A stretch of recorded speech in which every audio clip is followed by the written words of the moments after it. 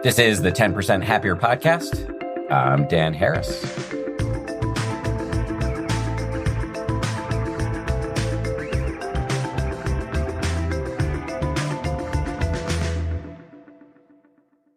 Hey, gang, I am, to say the least, extremely grateful for modern medicine. As a frail man, I would not have done well in a world with no Advil or dentistry. And yet, my guest today, who's a renowned doctor, says modern medicine is actually overlooking something crucial, the pernicious impact that modern living has on our minds and our bodies. In other words, we're surrounded, per my guest, by these hidden societal and structural sources of stress. And most of us, as well as most of our doctors, aren't thinking about how to treat or prevent these factors that are degrading our happiness and our immune systems. Dr. Gabor Mate is a best-selling author with an expertise on everything from stress to addiction to ADHD. His latest book is called The Myth of Normal: Trauma, Illness, and Healing in a Toxic Culture. In this conversation, we talked about what he means by the myth of normal, how diseases such as autoimmune conditions are actually, and these are his words, an artifact of civilization, how to begin to tackle what Gabor Mate calls the social sources of illness, his definition of trauma and the difference between big T traumatic events and the trauma of wounding, how trauma in our society is so normalized that we don't even recognize it often. I also probe him a little bit on whether the term trauma is overused, why comparing suffering is a fruitless endeavor, what he means by the necessity to be disillusioned, the power and possibility of psychedelics, and why he thinks we should incorporate shamanic medicine into our Western medical framework, and what he means by undoing self-limiting beliefs and how these beliefs show up in your everyday life. Just a heads up before we dive in here, this episode does include some mentions of child abuse, sexual trauma, suicide, and addiction.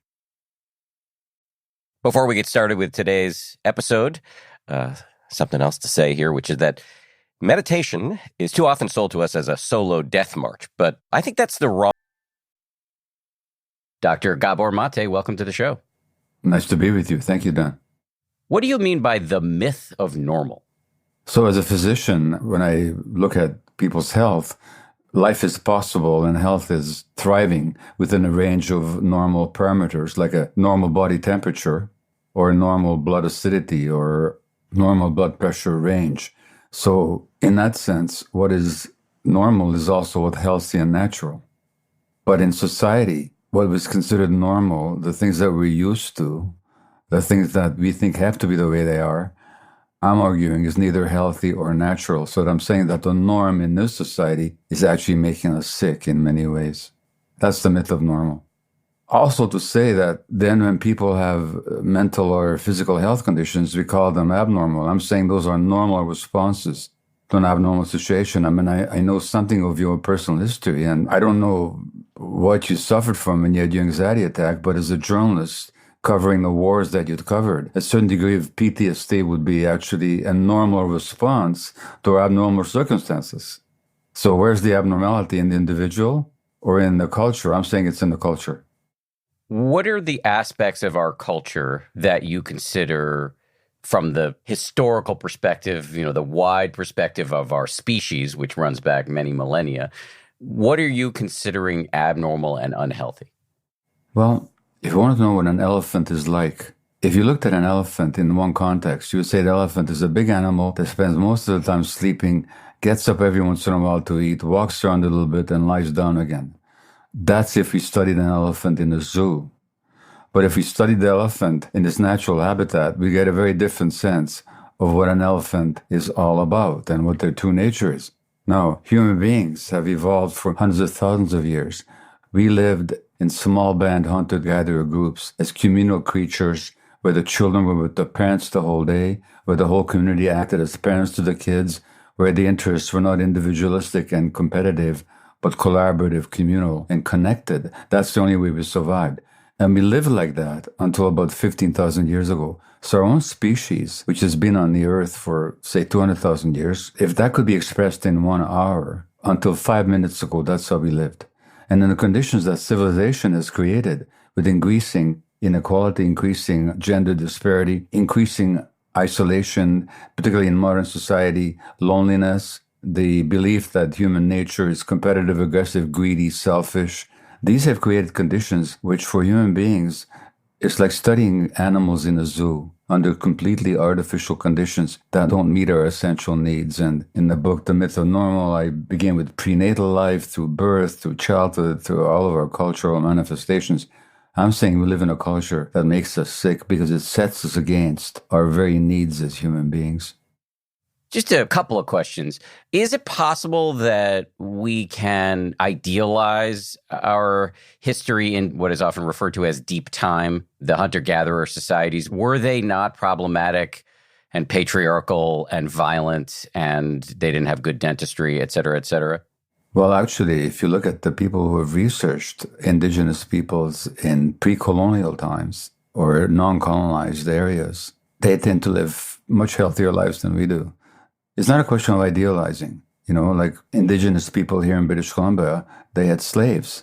Now, those were past hunter-gatherer days, but it's not a question of idealizing the past, but it is recognizing that they did live much closer to human needs and nature than we did. And as a result, we've lost a lot.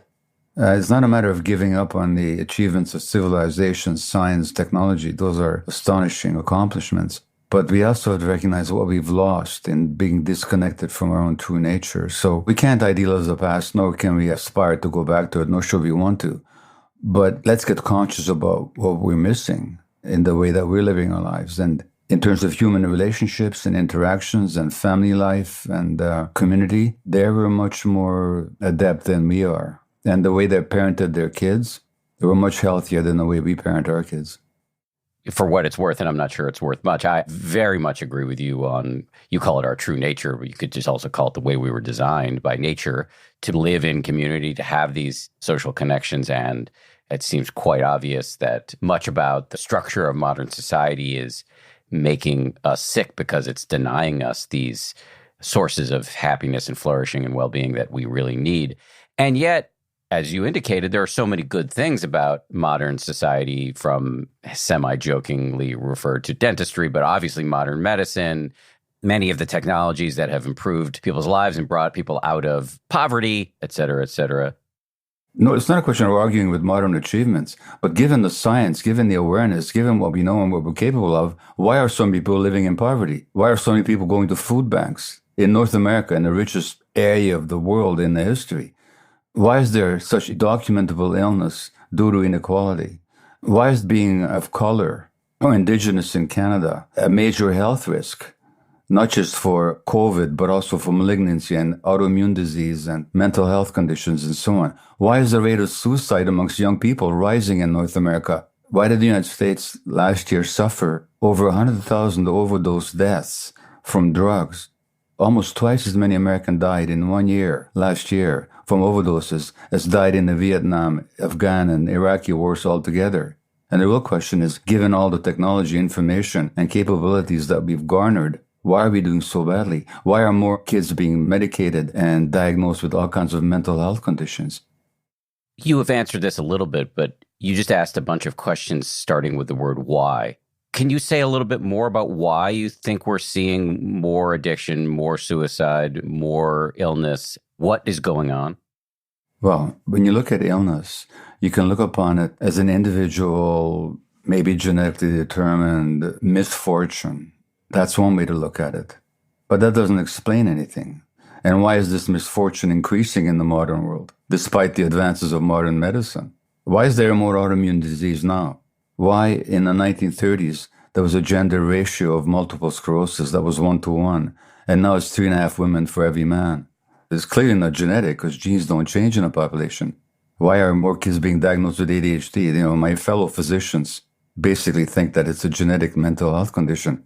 I say it's not genetic at all. It has to do with social conditions. So the question is, do we look at pathology as a misfortune in a particular organ in an isolated individual, or do we recognize that it's a response to the environment? Now, if we recognize that, we have the answer.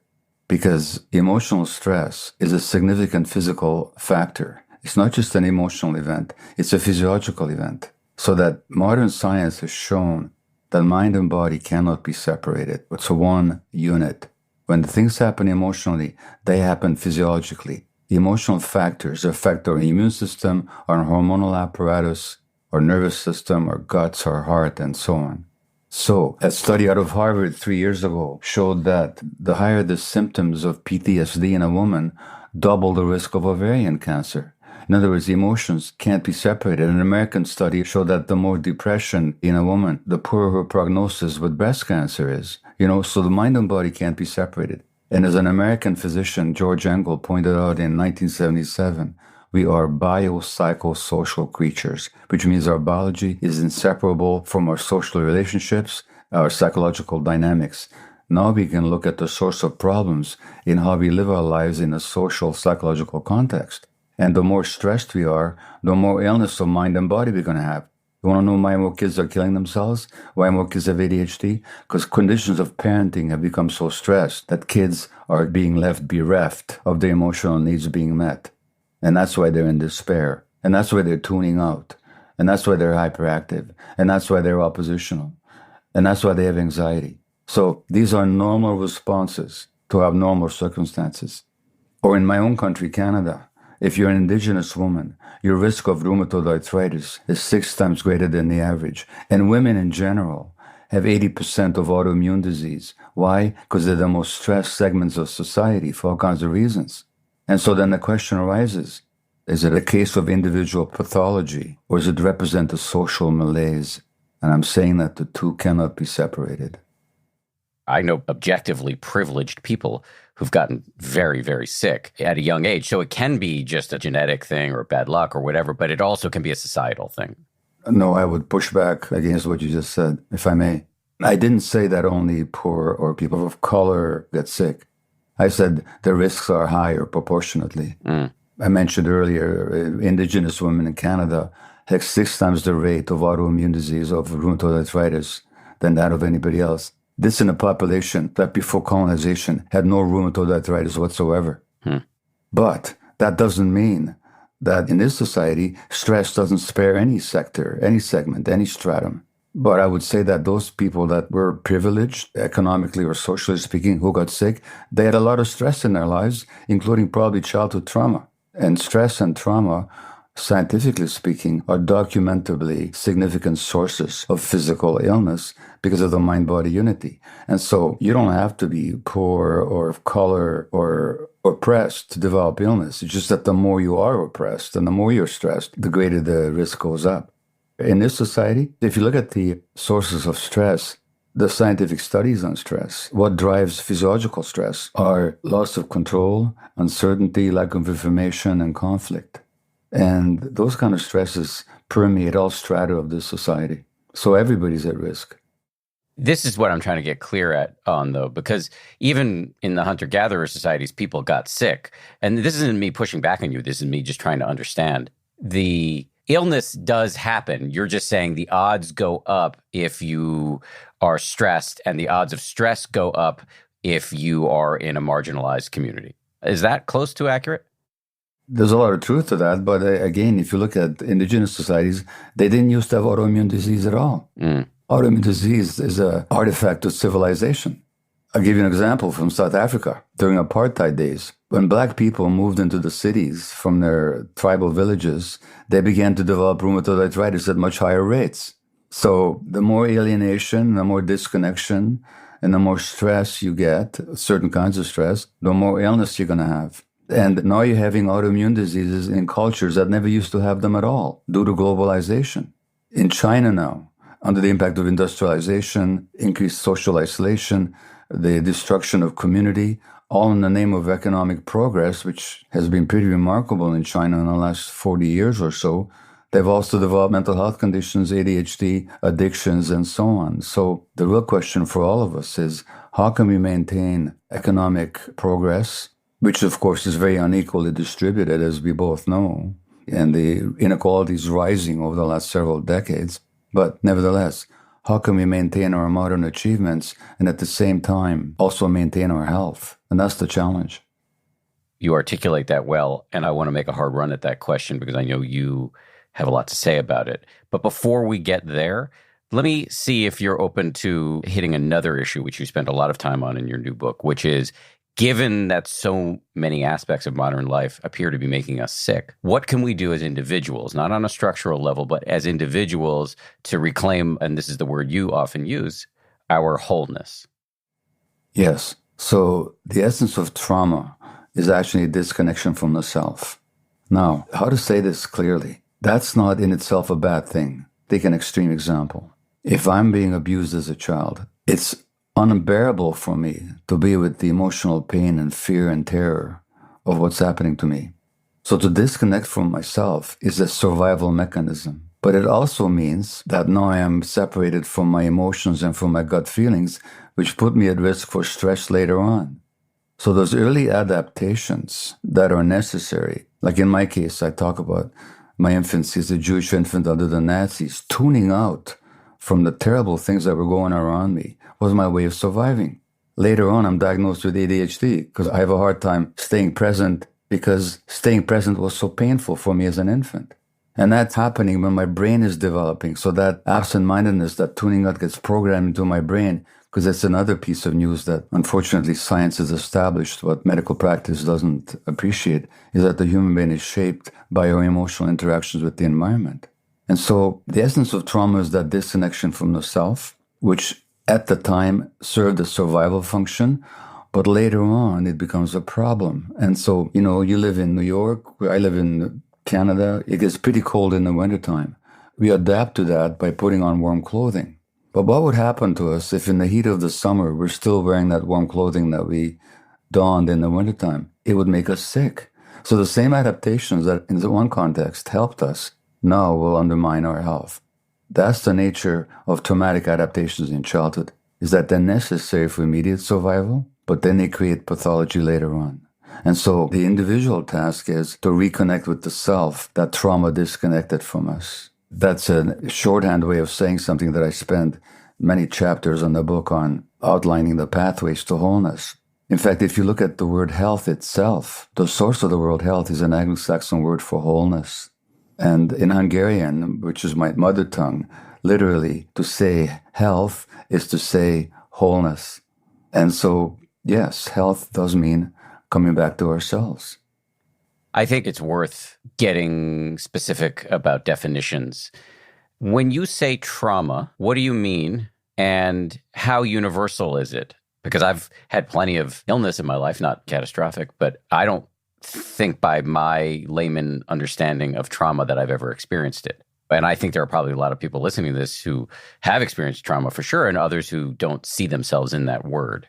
How open are you to an inquiry about your own experience right now? Always. So let me first of all talk to you about trauma, and then let me ask you a few questions if that's okay with you. Of course. Okay. So trauma, again, it has a word origin. It's the Greek word for wound or wounding. So trauma is a wound. Trauma is a psychological wound that then is stamped in the body and the nervous system and the brain and in the physiology of our organs. Now, trauma is not the bad thing that happened to you. Trauma is what happened inside you as a result of what happened to you. So I give my own example. I was given to a total stranger at age 11 months by my mother. I didn't see my mother for 5 or 6 weeks. That saved my life. As a Jewish infant under the Nazis, I would not have survived in a place where my mother had to live. However, that wasn't the trauma. The trauma wasn't that she gave me to a stranger. The trauma was the wound that I suffered in my relationship to myself. Now, what does an 11-month-old believe implicitly when they're given away to a stranger by their mother? That they're not loved, that they're not lovable. That's the trauma. So the trauma is not what happened to me, which is I was given to a stranger. The trauma is what happened inside me, which is I developed a sense of not being worthy. Now I spent much of my life trying to prove my worthiness by becoming a workaholic doctor, for example.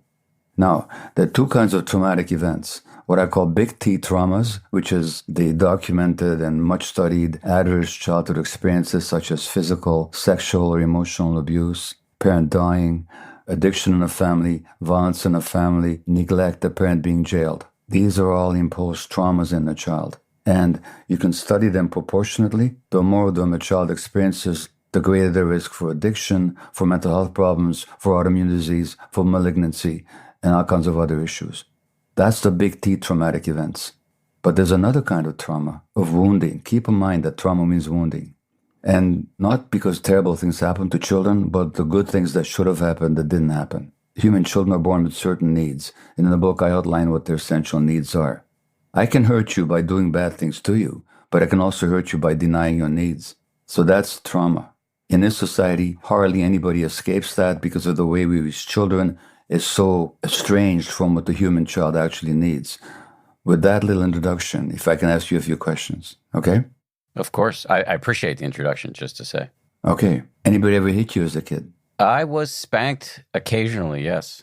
I remember once in a great while, my one parent or the other would, fold me or my brother over their knee and spank us on the tush. And our nanny would occasionally smack us on the tush with a spatula. Okay. Do you have kids? Yes. One boy, Alexander, who was 8. Okay. How old were you when you were, as you say, hit on the tush? And you say that rather dismissively, but how old were you then? I'll cop to that, by the way. I don't recall my age. Well, give me the earliest rough estimate that you can muster. Maybe 5 or 6. Would you hit your child when they were 5? No, and I wouldn't hit him now, and I can't foresee ever hitting him. Why would you not hit him? I don't think teaching kids that violence is the right answer. No, but wait a minute. That's a pedagogical answer. Why would you not hit your kid? Yeah, that's true. I love him so much that when I see him in pain, it gives me pain. So why would I cause him pain or me pain? You perceive that it would cause your child pain if you hit him? Yes. What does it feel like for a child to be hit by the person on whom they rely for protection and support and love? What would your son experience if you hit him at age 5? Perhaps small t trauma. No, well, never mind small or big T. What would they experience emotionally? Fear. Okay. Betrayal. Physical pain. Okay. So when you experience fear, betrayal, and physical pain, who did you speak to about it?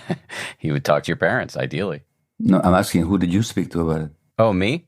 My parents. You talked to them about it? Yes. You said, I'm afraid right now. You said, I'm in pain right now. Oh, while they were hitting me? Yeah. No, I can't remember that. I don't have very clear memories of being hit, honestly, but I highly doubt that I would have said something to that effect to them in that moment. Had you said it, you would remember it. True. Okay. Now, if Alexander felt pain and fear and didn't speak to you about it, how would you explain that? That he must not trust me enough to tell me. What's it like for a 5-year-old not to trust their parents? Confusing. Confusing, that's an intellectual answer. What's it like emotionally? Confusing, scary. Okay, now, good. Thank you, Dan. Tell me again that you weren't traumatized, okay? Well, fair enough. Yeah. I think I walk around telling myself a story that is not entirely untrue. I'm sure your parents loved you and they did their best. I'm not accusing them of anything, All I'm saying is children are wounded in ways we don't even recognize because we think they're normal. And when you look at the studies on spanking, by the way, they show that kids are just as traumatized in many ways as kids who are hit more severely. That's what the science shows. And what I'm saying about trauma in this society, it's so normalized, we don't even recognize it. And just that question, who did you speak to? Whether you're hit or not, who did you speak to? Were you ever bullied as a kid, by the way? Yes. How did that feel like? By the way, I was bullied and I bullied. I got it. That already tells me you were traumatized. Why would you need to bully somebody? Because you needed to feel bigger and better. Yes. Why did you feel that? Because you didn't feel good. Right. And didn't feel strong. These are all signs of trauma, I'm telling you. So trauma is very common in this culture. And by the way, who did you speak to when you were bullied? Sometimes nobody. Sometimes I did tell my parents. If your son was bullied and they didn't talk to you about it, how would you explain that one? Shame, fear. Right. And the first day you were born, if you were unhappy, did you express it? Yes. So somewhere you learned that your parents weren't available for you. And that's a disconnect. Okay. And that's very painful. Look, in the book, I give a very well-known example that nobody recognizes traumatic. If I told you about a 4-year-old girl who's bullied by neighborhood kids, and she runs into her home to her mother for protection, and the mother says, there's no room for cowards in this house. No, you get out there and deal with those bullies. How would you see that as parenting? How would you see it? Malpractice. And what's the impact on the child? I would imagine the child would not feel that they could trust their parent anymore as a source of comfort in adversity. And they mustn't be vulnerable. They have to suck it up. This story was told on public television in front of millions of people. The night that Hillary Clinton was nominated for the Democratic candidacy for the presidency, the story was told as a wonderful example of resilience building parenting, and nobody commented that what was really being celebrated here publicly was the traumatization of a 4-year-old. And the message she got was not that there's no room for cowards in this house because a 4-year-old kid looking for help from the mother is not a coward. You tell a mother orangutan not to come to the defense over a child, or a mother elephant, or a mother bear. What was being celebrated here was the traumatization of a 4-year-old. The message is, there's no room for you to be vulnerable. You better suck it up. And 60 years later, when she develops pneumonia during the election campaign, remember what she did with it? She hid it. She hid it. She collapsed with dehydration and fever in the street. And nobody in the United States commented. This is how normal trauma is in this culture. I'm not talking about politics here. I'm talking about our normalization of trauma. Although that has an impact on politics, and not to be partisan about it, her opponent is an even more traumatized individual when you look at his childhood. So yeah, the American public had the choice between the two traumatized individuals to run their country. I really appreciate this discussion about trauma because the word gets used a lot in, I think, not very helpful, non-specific ways. And the way you're clarifying it is helpful because, as I started to say earlier, I have this story, which is not entirely untrue, that I've just been extraordinarily lucky. My parents were, I have no defense for the spanking other than that it was the culturally done thing at the time, but they were incredibly loving and supportive, and I did feel really comfortable with them, and I grew up in a leafy suburb of Boston, et cetera, et cetera. And here I am talking to you who survived the Holocaust.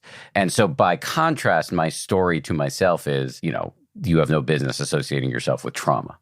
Okay, look, Dan, if you were 5 years old and if you came to me, I got hit and I got bullied by neighborhood kids. And I'm really afraid and in pain, and I can't talk to my parents about it. Because you say you're comfortable. No, you weren't. If you were comfortable, you had talked with them about it. So there was some gaps in that comfort. Now, by the way, not criticizing your parents. I passed on my trauma to my kids. I'm not here to castigate anybody. I'm just talking about how it works. But let's say you come to me at age 5, or let's say your son comes to me at age 5. Put Alexander in that situation. He's being bullied, and he's not talking to you about it. But he's talking to me. If I said to him, look, Alexander, okay, you're being bullied and you're afraid and you don't trust your father to tell him about it. But hey, you're not starving and you're not going through a Holocaust. No big deal. Would that be fair to your son if I said that to him? No. But you're not being fair to yourself either. Do you notice that? I do, and I appreciate you pointing it out. Yeah. So that lack of self-compassion, which is one of the big themes in my book, is a typical marker of trauma. Okay? Where you would say to yourself, I was lucky compared to you. You don't know the rest of my childhood. Maybe I was luckier than you in some ways. It doesn't do to compare suffering. We all have our individual versions of it. Coming up, Dr. Gabor Mate talks about his list of the 4 A's and the 5 compassions, what he would add to his list as a 5th A, and what he means by the necessity to be disillusioned.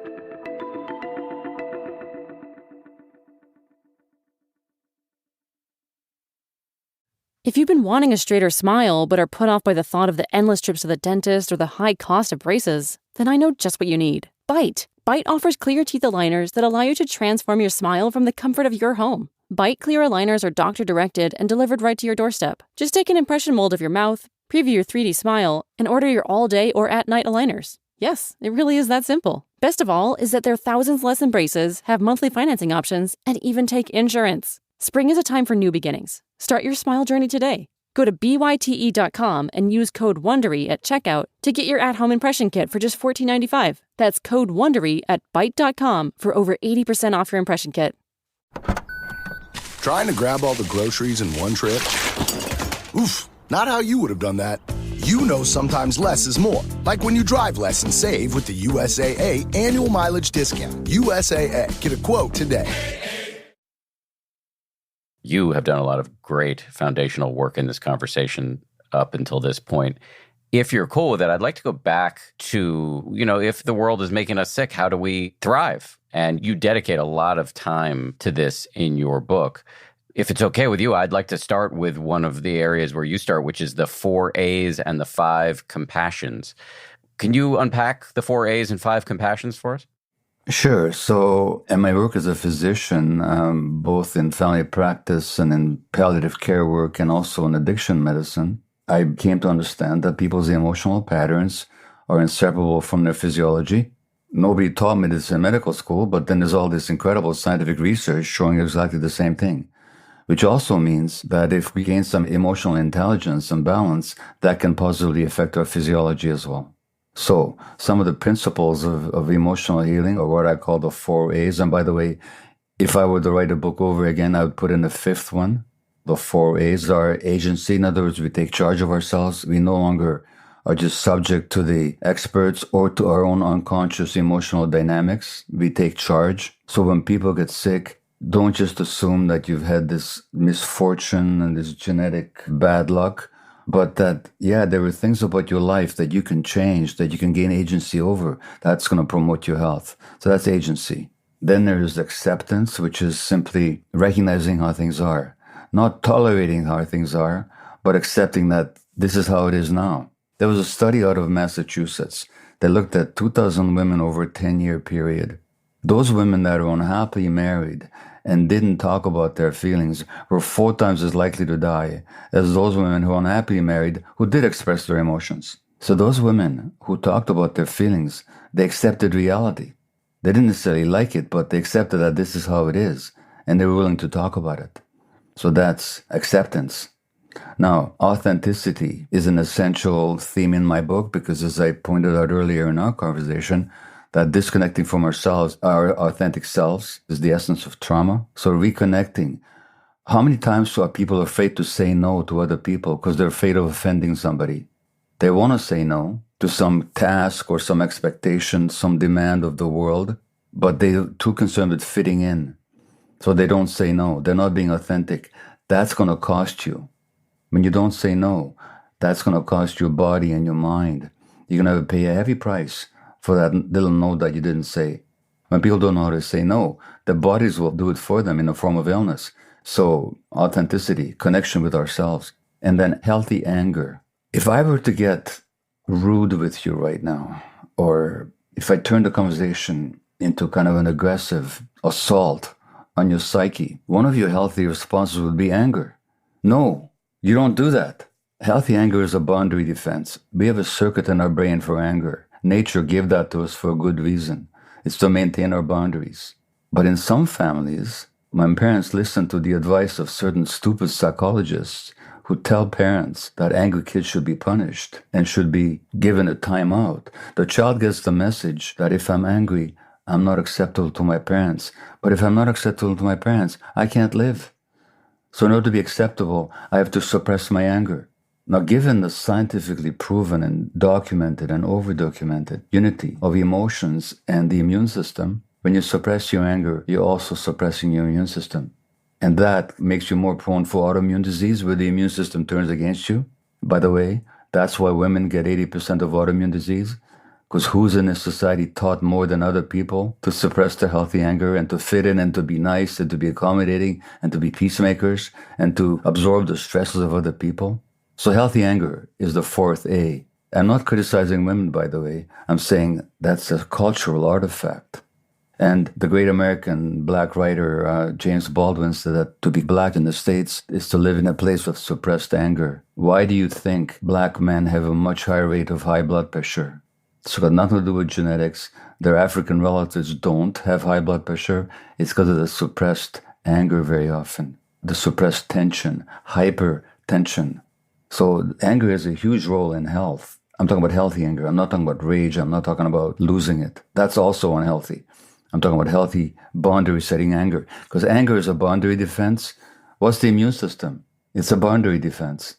And the 2 are one system. Mm-hmm. Now, the 5th A that I would put in there is probably something that you'd be comfortable with, given your own writings and your own experience, is awareness, which is necessary for all the other 4 A's. So it was a lack of awareness on my part that left out awareness from this book, but I'd put it in. But by the way, let me just, something that, I have this ADD brain, it jumps all over the place. So there's an association that came up for me. I saw that one of the people that endorsed your book online is Mark Epstein. Mm-hmm. And Mark Epstein is a Buddhist teacher whose work I've followed for decades. And In his book, The Trauma of Everyday Life, he says that the traumas of everyday life can leave all of us feeling like motherless children.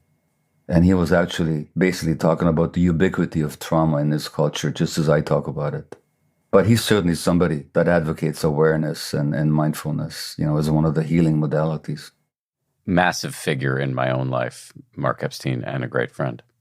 So you've got 4 A's, now 5 A's, and also 5 compassions. What are the 5 compassions?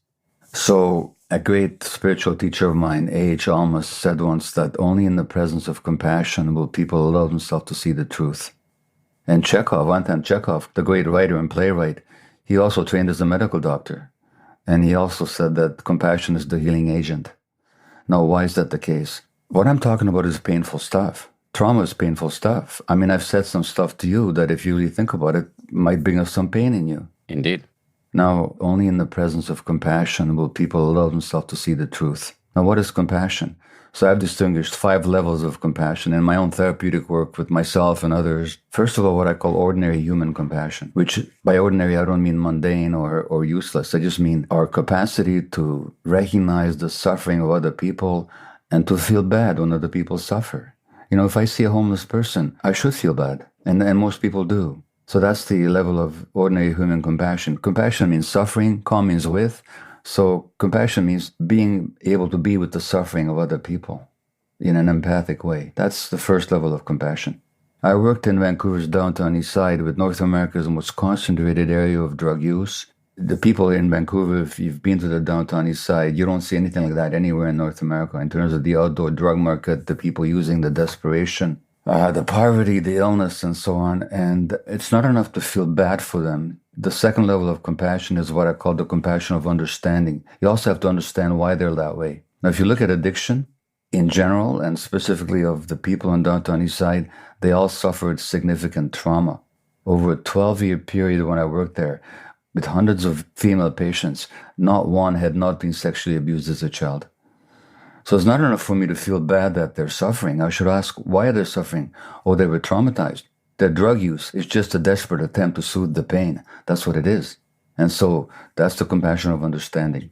The third level of compassion is what I call the compassion of recognition, because I also live in a leafy, lovely area of Vancouver in a beautiful house, and I've been privileged, a middle-class physician with remuneration and rewards and social respect. But you know what? The hunger to kill the emotional pain inside myself, the need to fill myself from the outside with activities and shopping and so on, the dishonesty and the shame that I experienced, I was the same as my patients. And when I told them about my addictive patterns, which were not to do with drugs, but it had to do with behaviors, you know what they said? They shook their head and I laughed. Doc, you're just like the rest of us, aren't you? And that's what I call the compassion of recognition. When I see in myself that I'm not different as a human being, I might be more privileged in significant ways, and I'm not comparing myself to the suffering of those people. But in many ways, I wasn't different from them. I was just as capable of manipulation and dishonesty, ignoring my family to pursue my addictive drives, which were rooted in my own trauma. That's what I call the compassion of recognition. The fourth level is compassion of truth, which means that, see, if I didn't want to cause you discomfort, if my interest was purely to save you discomfort, I would never have asked you about your childhood. But I'm more interested in the truth. And I'm more interested if I can help you to recognize the truth in your own life. I'm more interested in that than whether or not I caused you pain. It wasn't my intention to cause you pain. My intention was that you should recognize some truth about your life. You got to be committed to the truth to help people. But you have to do so compassionately. Because without compassion, people are not willing to face the truth. The fifth level of compassion in this little journey through the compassion spectrum is what I call the compassion of possibility. I recognize in you, I recognize in me, I recognize in my downtown Eastside patients their essential humanity, their goodness, and their capacity to heal. And I recognize that even when they don't. And so that I mirror that back to them. And that's what I call the compassion of possibility, or the compassion of transformation. When you don't look at people through the prism of their behavior or how they look to you, whether they're scruffy, whether they look hostile, whether they look troubled, confused, ugly or beautiful, whatever those terms mean. You look at them through their essential humanity, you see the possibility of goodness and transformation. And that's what I call the compassion of possibility. There are so many big and compelling ideas contained within the 4/5 A's and the 5 flavors of compassion. I guess the question that comes up in my mind after having you walk us through these ideas is, how do we operationalize them in our lives? Well, it begins with a self-inquiry. It begins with self-compassion and recognizing when we're not being compassionate to ourselves. It begins by learning the truth about ourselves. It also begins on a social level by, in the last chapter, what I call the necessity to be disillusioned. And people often say, I got disillusioned. And I say to them, would you rather be illusioned or disillusioned? Would you rather believe that false view of reality and write a book called Enlightenment Now? Or do you want to actually look at how things really are? So I think the necessity to be disillusioned about our own lives and about society in general is the first necessary step. But you have to look truth in the face and say, this is how it is. And accept that this is how it is. Now, what are we going to do about it? What are we going to do about it in my own personal life? As long as my trauma is running my life, I'm like a puppet on a string. I'm like Pinocchio. And you know what Pinocchio says at the end when he becomes a real boy? He says, how foolish I was when I was a puppet. Well, this liberating myself from the strings of my traumatic imprints has been and continues to be a lifelong journey for me. But it's essential. And on a social level, it's the same thing. Do we not tell ourselves that we're living in the best possible society in the history of the world? Or do we look at all the things that are not working and why they're not working? And what can we do as a community, as a communality, as a species, as a society to liberate ourselves from these traumas that are so omnipresent, that are so everyday, as Mark Epstein points out, so ubiquitous and so unrecognized? What are we going to do? That's the question I'm going to leave the reader with. But if the reader engages with that question, with the sense of possibility, then I'll have done my job. You say you've been wrestling with becoming a real boy for many, many years for your life. What are the modalities that you've employed to do that? Therapy? I know you've worked with psychedelics. What are the hows of this work? Yeah. Well, so if I may say, I do outline a lot of that in the book itself, but to give you a quick answer, and by the way, it is a lifelong process. Sometimes I share with people my epitaph. You know what's going to say on my gravestone? It's going to be carved. It was a lot more work than I had anticipated. So this task of becoming a real boy is really a lifelong one, if my experience is any measure of that. And I'm far from finished with it. But I would say the how-to involves emotional work. So that may mean therapy or rigorous self-examination. It involves relational work. The biggest lesson and school for me has been my marriage relationship. And I've been married 53 years now. And at some point I had a decision to make. Do I want to be right or do I want to be married? Do I want to be a victim or do I want to be a partner? When I say a victim, a perceived victim, where I see my problems and my triggers as being the other person's fault? Or do I want to grow up and take responsibility? And fortunately, I'm in a marriage where that seeking for truth in ourselves and in the other has been an ethic that we've shared, not consistently and not always successfully, but it's been a significant theme in our lives and continues to be. So individually, internally, emotional work, relational work, spiritual work. In one of my books, I said that I have a profound relation with meditation. I think about it every day, which is, I'm more, I think about it more than I do it. And, with my ADD brain, I can literally sit there and chant a mantra in my head for 20 minutes and be thinking about everything else for that whole 20 minutes. But you know what? Spiritual work, I think, is really important. And as much as I laugh at my own lack of discipline, it's been an important theme in my life as well. A colleague and a mentor and friend of mine, Dan Siegel, a psychiatrist, just wrote a book called Intra-Connected. Not even interconnected, intra-connected. And our inner selves are themselves connected with everything in the world. And Dan talks about this concept of me and we, put together in one world. So that a part of healing really has to be a recognition of our sociality, that we are biopsychosocial creatures. And I've been fortunate enough to have some input from indigenous healers, both in South America, but also here in Canada. And the big theme is interconnection. And in the indigenous sense, health rests on the 4 quadrants: the mental, which means the intellectual and emotional, the social, the physical, and the spiritual. And we have to find health and connect all those 4 quadrants. So that's, in a small nutshell, my idea of health. It's both individual, interpersonal, intrapersonal, and social and spiritual. Coming up, Dr. Mate talks about the power and potential of psychedelics, the importance of incorporating shamanic medicine into our Western medical framework, what he means by undoing self-limiting beliefs, and how to begin to tackle what he calls the social sources of illness.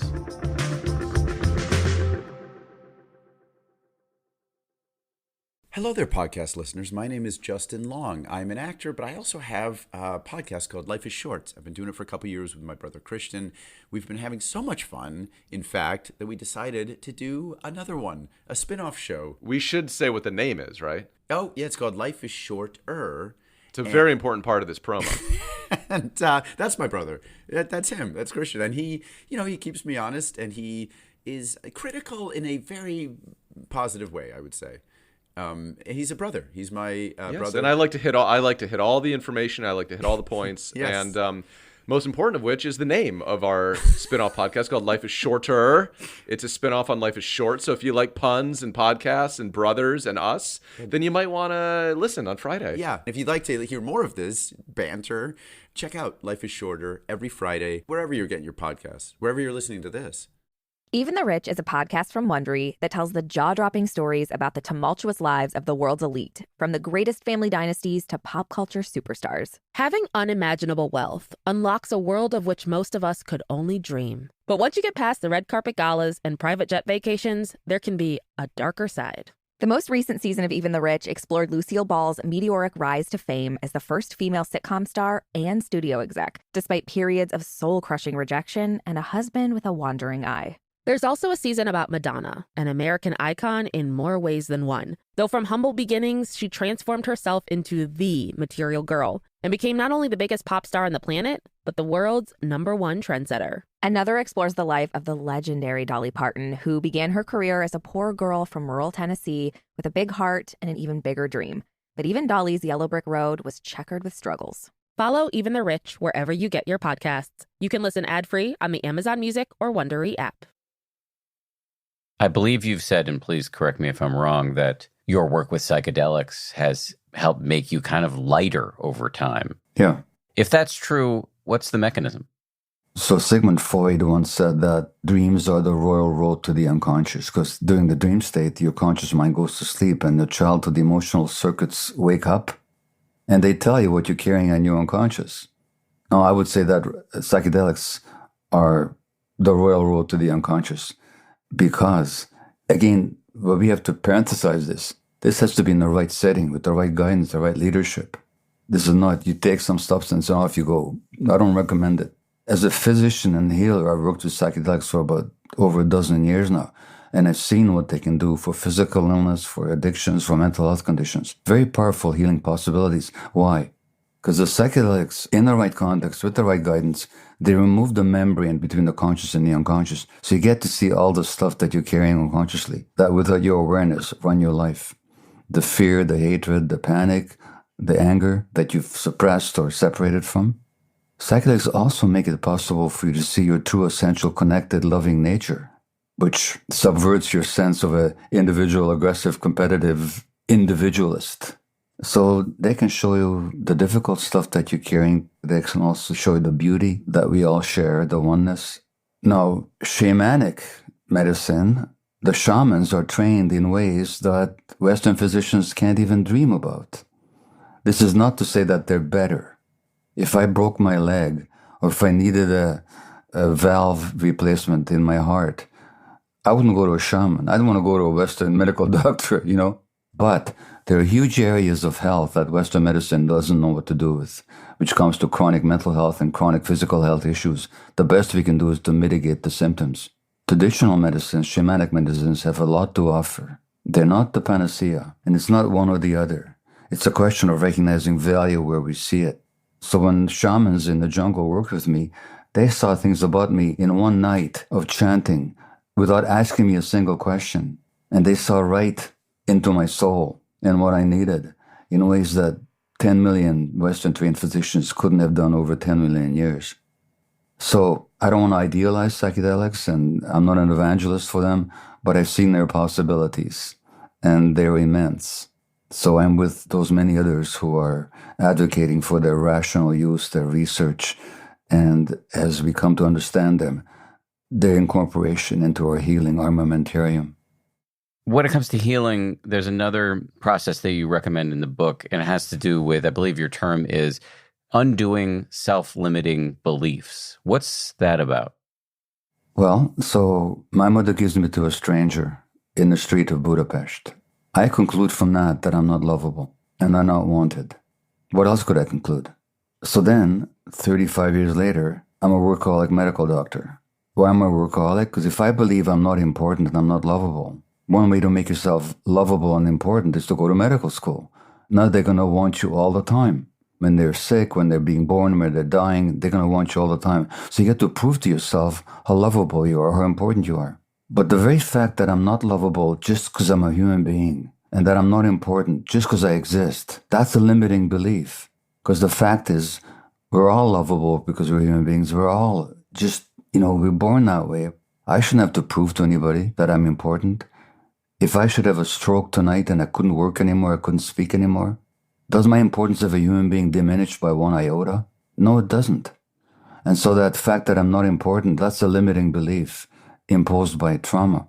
And healing implies undoing those limiting beliefs. That I have to justify my existence. That I have to be pretty. That I have to be attractive. That I have to be acceptable to others. These are all limiting beliefs. And they limit our capacity to be truly ourselves and to really be fully alive in this world. So that's what I mean by undoing limiting beliefs. Is there a first step by which we can find out what our limiting beliefs are and work on them? Well, there are many first steps, but I can recommend a very easy one. This little word no that I talked about before. Where in your life do you have difficulty saying no? By no, I mean when there's a no that wants to be said, but you don't say it. And that shows up in two major areas, personal relationships or work. So let's say I come to New York, wherever you happen to live, and I phone you up and say, Dan, do you want to come for a cup of coffee? You don't feel like it because you're tired and you have other things on your mind, but you're afraid to disappoint me. So you don't say the no that wants to be said. So you come for coffee with me. Now, what's going to be the impact of that on you? What do you think? Maybe add to my burnout because I'm not taking care of myself. Exactly. Okay. So that's what I'm asking. Where in your life do you have difficulty saying no? Sit down for 5 minutes, take a piece of paper, and write down. This exercise is in the book, but where in your life do you have difficulty saying no? It's either work or personal relationships. The second question is, what's the impact? Well, burnout. In many cases, illness, or depression, or anxiety, or sleeplessness. That's the impact. The third question is, what is the belief behind your difficulty saying no? So if I come to your town or where you happen to live and we have a cup of coffee and you say yes when you feel like saying no, what's the belief that has you saying yes when you want to say no? What's the belief? What do you believe? If I say no, then? I'm going to let them down. They're not going to want to stay friends with me. Exactly. So the limiting beliefs are, it's my responsibility not to disappoint somebody else. Yes. And how they feel is my responsibility. Number one, I'm only acceptable as long as I'm compliant.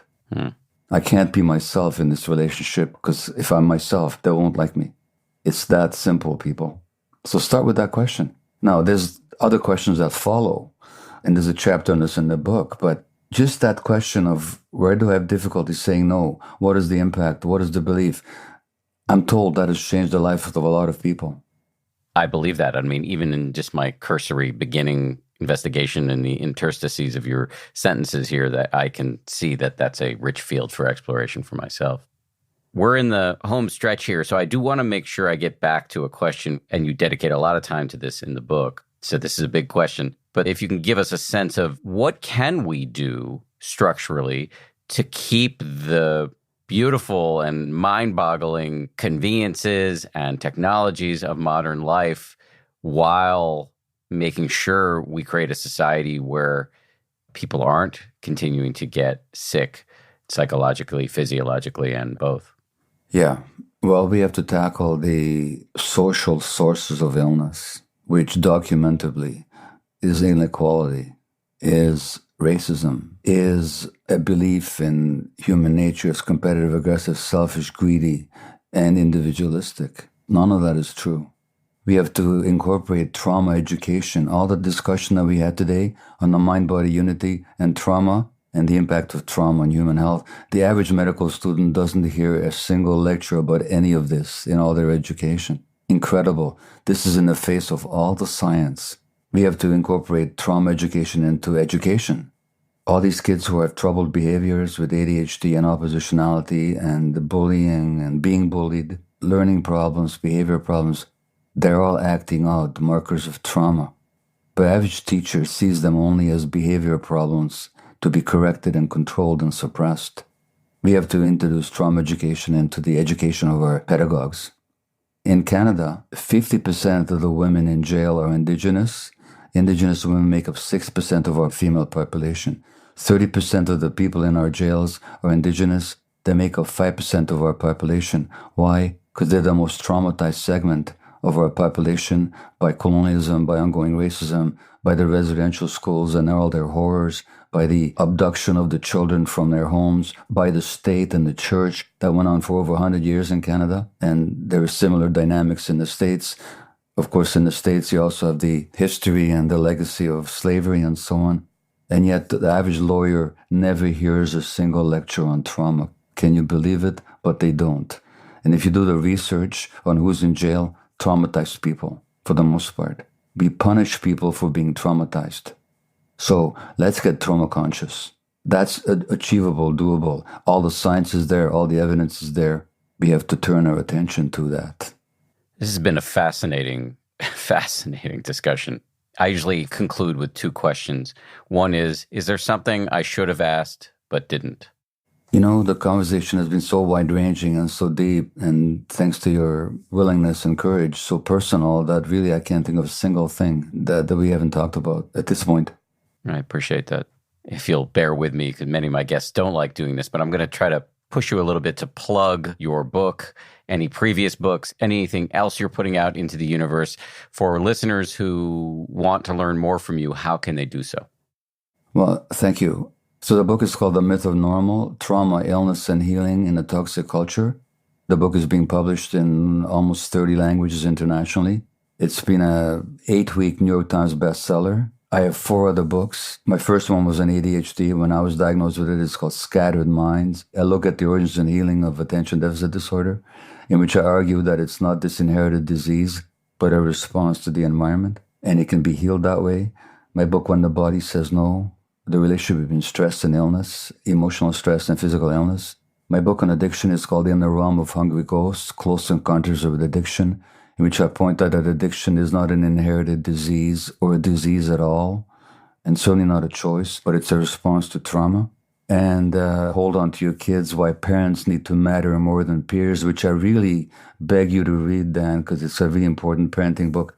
And I say that without arrogance in this case, because I'm not the main writer of it. The main writer is a friend and colleague and mentor called Gordon Neufeld, in Gordon's work showing that kids get too connected to peers in this culture. As a result, parents lose their influence, and that is toxic for their healthy development. If you go on YouTube, it's impossible to avoid me. Just put my name in there. The dozens of my lectures have been uploaded to YouTube. My website is Dr. Gabor Mate.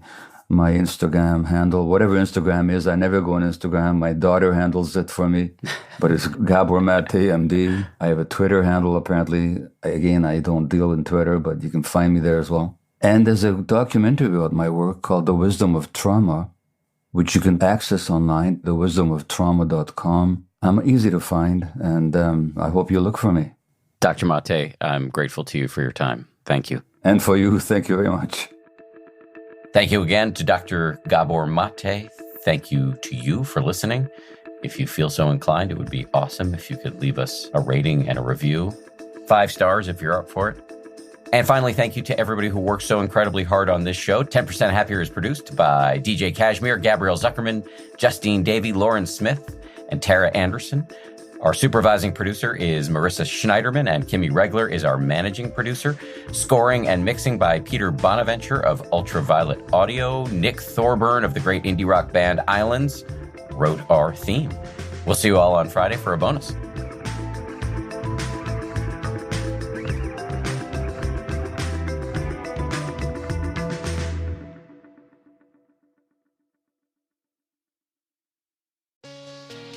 Hey, Prime members. You can listen to 10% Happier early and ad-free on Amazon Music. Download the Amazon Music app today. Or you can listen early and ad-free with Wondery Plus in Apple Podcasts. Before you go, do us a solid and tell us all about yourself by completing a short survey at Wondery.com/survey.